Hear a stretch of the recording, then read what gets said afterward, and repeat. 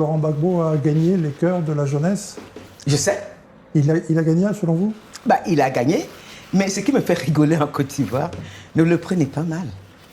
Je me souviens d'un Ouattara très... Quant à moi, je ne ferai pas plus de 2 mandats. Je suis un démocrate. Et l'autre jour, je pose la question à quelqu'un, mais je me trompe, est-ce que ce président est en train de réclamer un 4e mandat? Ou bien c'est un 3e? Ou c'est un 4e? Ou c'est moi qui suis hors temps? Vous savez, il vaut mieux en rire qu'en pleurer parce que on dirait une malédiction pour nos peuples. Dès qu'un Africain a le pouvoir, il s'oublie. Il oublie son peuple. Il veut l'exercer jusqu'à ce que mort s'en suive. Il ne s'aperçoit plus de ses propres limites intellectuelles, physiques et même émotionnelles. Parce que la politique, c'est aussi de l'émotion. En vieillissant, plus on approche du temps qui vient du départ, plus l'être humain se recentre sur sa propre survie. Qu'ils ne me disent pas qu'eux ne se recentrent pas sur leur propre survie. Le reste ne les intéresse absolument, strictement pas. Et cette fois-ci, on va me dire que c'est de la faute de qui? De la France? Ou de nous-mêmes? Est-ce que nous nous aimons entre nous assez? Parce qu'il y a ce rôle, quand je disais tout à l'heure, vous dites rien. C'est aussi ça, un leader, le rôle de transmission. Ok? Vous exercez de la politique, vous faites en sorte qu'il y ait un leader qui arrive et vous allez vous reposer, vous passez la main. Vous allez vous asseoir comme je le fais à Paris ou à Douala, quand on vous sollicite, vous parlez, mais vous n'êtes plus la personne qui est forcément en premier plan. On dirait qu'ils ont tellement peur de quitter le devant de la scène qu'ils n'existent que par la scène et que plus rien n'existe derrière eux. Mais les amis d'Alassane Ouattara diront que Laurent Gbagbo est lui aussi toujours sur le devant de la scène. Oui, mais il y a une interruption. Laurent Gbagbo n'a pas fait 4 mandats. Il y a quelque chose d'inachevé. Oui, il y a quelque chose non seulement d'inachevé, mais il a été interrompu. Il y a eu comme une injustice qui s'était abattue sur lui. Qu'il ait besoin de revendiquer cette justice, c'est normal. Mais je reviens sur le cas d'Alassane, qui a fait 3 mandats et qui réclame une 4. Quelle est la différence entre lui et les autres dictateurs? Expliquez-moi. Petit Paul Biya? Lui, c'est le recordman de la dictature humaine. Bon. C'est-à-dire, une fois de plus, c'est après moi le déluge. C'est-à-dire, je ne fais rien qui permette à ce que mon peuple puisse être bien hors de moi. Parce qu'il y a toujours un enrichissement à obtenir d'un nouveau chef d'État. Un nouveau chef d'État, même s'il n'a pas la dimension de l'autre, c'est toujours une nouvelle respiration. Et les peuples ont besoin de cette nouvelle respiration, que ce soit en Côte d'Ivoire ou au Cameroun. Encore plus au Cameroun qu'en Côte d'Ivoire. On a besoin... Et on verra après. On en est au point au Cameroun, par exemple, où on souhaite même que ce soit le diable. C'est un évêque qui l'a dit. Mais tout le monde est d'accord, et moi avec. Mais nous sommes tous d'accord. Même un chat, on va les faire miaou miaou. Dis-nous, qu'est-ce qu'on peut faire ça? Alors justement, il y a eu un bouleversement politique majeur dans le Sahel qui n'est pas sans lien avec la chute et l'assassinat de Muammar Kadhafi que vous avez défendu en vous faisant beaucoup d'ennemis, on le rappelle. Que pensez-vous des dirigeants de l'AES et plus généralement de la situation dans ces pays, Niger, Mali, Burkina Faso, où il y a le feu, mais aussi le départ de la France? Il y a le feu, oui, ça dépend des régions. J'ai parlé un peu avec, par exemple, de mes amis du Mali. Ils disent que oui, en fait, à chaque fois, vous avez des intrusions de Boko Haram, enfin, tout ce qui ressemble aux extrémistes musulmans, là, mais qui ne gagnent pas de terrain non plus. Hein. Bon. C'est ce que je pense. Ouais. Je pense qu'ils sont courageux. Je pense qu'il fallait essayer cette expérience-là également. Même si on échoue, c'est pas grave, mais on aura essayé. Parce que l'apprentissage ne se fait pas dans la facilité, mais aussi dans les échecs. En tirer des leçons. Ce qui a été bien, ce qui n'a pas été bien, qu'est-ce qu'on garde, qu'est-ce qu'on ne garde pas. L'histoire des peuples d'Afrique par rapport à l'histoire moderne est très récente, même si notre histoire est très vieille par rapport à l'histoire du monde. Donc, nous faisons des expériences. Ils tâtonnent. Et par contre, ce que j'ai remarqué, c'est que leur peuple les aime beaucoup. C'est aussi une question générationnelle. Ce sont des dirigeants plutôt jeunes. Oui, mais leur peuple les Ce sont idolâtre. les petits-enfants de Paul Biya. Oui, mais on les idolâtre, ils les aiment. Et vous savez, l'amour fait beaucoup aussi de la construction des nations. Avec cet amour, ils sont capables de remonter les choses les plus difficiles. Bon, on ne peut pas non plus mêler tous les pays, même s'ils se disent de l'AES. Par exemple, le Burkina Faso, de mon point de vue, fait face à plus de terrorisme que le Mali, si je ne me trompe guère. Donc, encourageons ces pays à aller au bout de leur expérience. Et de toutes les façons, à un moment donné, il faut grandir. Oui. Ils sont en train de grandir en vivant leur expérience solitaire, en coupant les ponts avec le passé, qu'ils estiment, peut-être qu'ils reviendront vers ce passé plus tard. Oui, ils vivent pour l'instant en marge de la démocratie élective. Avez-vous le sentiment que ce projet démocratique... Vous n'allez pas m'embêter avec la démocratie quand même, vous. Si. Donc, Non, en tout cas, avez-vous le sentiment que ce projet démocratique est en recul en Afrique subsaharienne ou que les gens n'en veulent plus, en tout cas. Vous avez vu où ça nous a conduit au Cameroun? Nous sommes en démocratie. Élective. Oui, en plus, oui. Nous y sommes au Mais c'est Cameroun. pas une vraie démocratie. Ben alors, pourquoi vous nous embêtez avec des démocraties qui ne sont pas des véritables démocraties? Pourquoi on doit se contenter des mots creux, des mots vides, des mots sans sens, des histoires de démocratie qui ne sont pas réelles? Et vous le savez aussi bien que moi. C'est quoi même cette démocratie? Justement, j'aimerais bien en revenir Bon, à ce déjà, concept. c'est un peu la liberté d'expression. Non, En je France, fais il y a la la liberté différence. d'expression. En France, on ne peut pas dire qu'il y a une démocratie parfaite, mais au moins, il y a une liberté d'expression. Je fais la différence entre la démocratie et la liberté d'expression. On peut avoir un roi à la tête d'une nation et avoir la liberté d'expression. Ouais. Et nous, on a des présidents soi-disant élus et on n'a pas de liberté d'expression. Il y a quelque part une rupture, un hiatus, une dichotomie très nette. Donc, est-ce que l'AES subit plus de régression en matière démocratique que le Cameroun? C'est ça la bonne question. Au Cameroun, il y a une démocratie. Vous commencez à faire une comparaison parce que ce qui est là, c'est qu'il faut faire une comparaison entre ce qui est comparable. Alors, ils ont l'armée. Je pose la question, y a-t-il moins de corruption là-bas? Est-ce que quelqu'un peut me répondre? Est-ce que les pays de l'AES connaissent moins de corruption que le Cameroun, tout en n'étant pas démocratique? Bon, c'est pas difficile en même temps d'être moins corrompu que le Cameroun. Alors, Oui, mais vous pensez que moi, Calixte Beyala, je veux encourager une démocratie fausse? Ouais.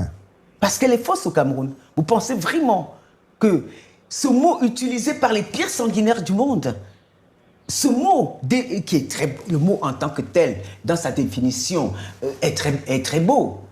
Mais ce que nos élites en ont fait, vous pensez qu'on peut encore l'utiliser en ce sens-là? il faut peut-être changer de mot, faire preuve d'imagination et Eh oui. rencontrer les aspirations réelles de ce peuple qui est le plus jeune du monde, c'est-à-dire le peuple africain. Vous avez beaucoup défendu, Calixte Beyala, le droit des minorités visibles, notamment des Noirs, à avoir leur place à l'antenne dans l'audiovisuel français. Vous avez été très actif au sein du collectif Égalité Club Élite, avec entre autres l'acteur Jacques Martial, qui est malheureusement décédé ces derniers jours. Quel bilan faites-vous de ce combat quand vous regardez le paysage audiovisuel français? Heureusement qu'il n'y avait pas que l'audiovisuel que nous défendions le domaine audiovisuel, politique, culturel, etc. etc. Par rapport, il y a 30 ans, c'est un tout petit peu mieux. Il y a plus d'hommes politiques que noirs, il y a plus d'expression, même si la télévision tente de rester blanche. Mais en même temps, qu'est-ce qui s'est passé? À chaque génération, comme disait Frantz Fanon, appartient une mission. Les mêmes ne peuvent pas être là, faire tout, et sans que ceux qui suivent derrière ne continuent le combat, ne continuent la revendication, ou que ceux qui ont accès à des postes, comme on a pu en avoir, ferment les portes derrière eux. Nous l'avons vécu ça aussi. Nous avons vécu des Noirs qu'on a fait nommer, et qui après ne reconnaissent même plus qu'ils sont Noirs, hein, qui disent qu'ils sont arrivés là grâce à leur extraordinaire talent, alors que c'est moi qui portais les dossiers dans les chaînes de télé. Parlez de qui?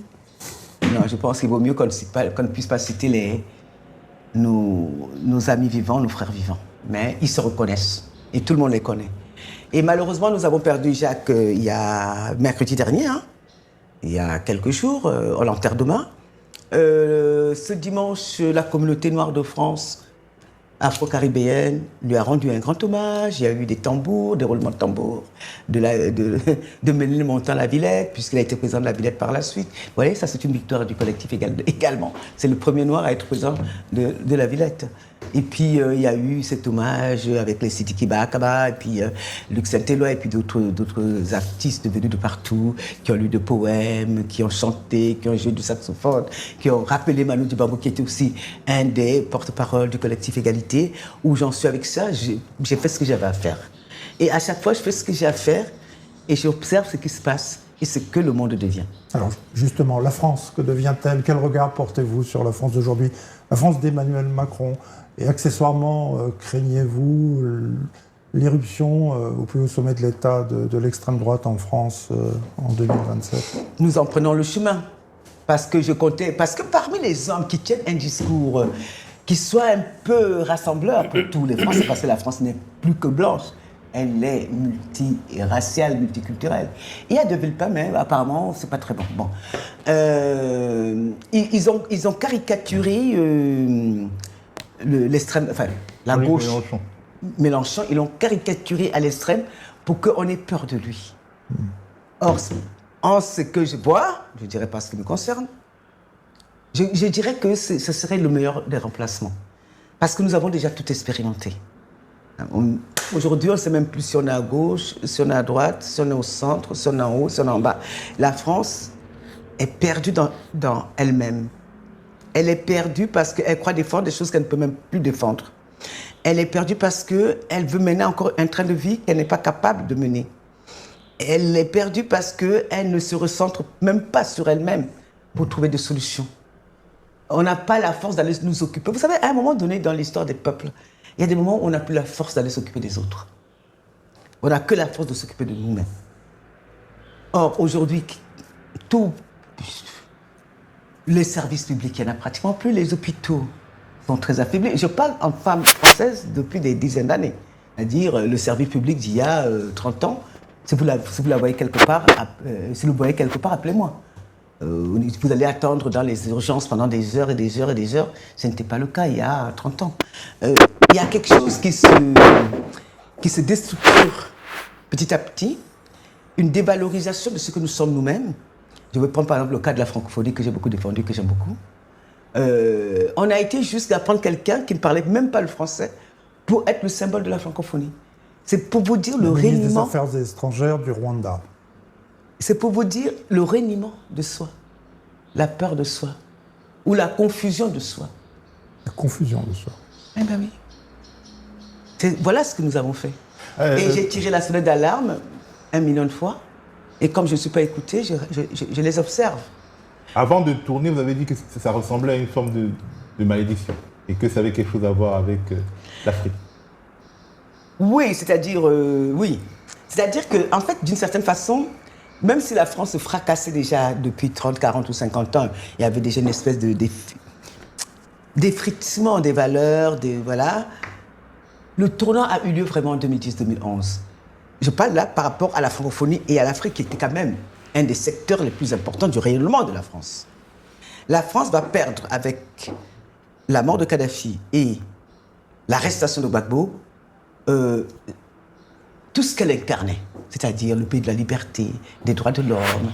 On a eu l'impression qu'elle marchait elle-même sur ses propres valeurs. Et quand un pays marche sur ses propres valeurs, c'est un pays qui perd. Et la France, à ce moment-là, avait marché sur ses propres valeurs. Et tout le monde l'a vu marcher sur ses propres valeurs. Et beaucoup ne l'ont plus respecté à partir de ce moment-là.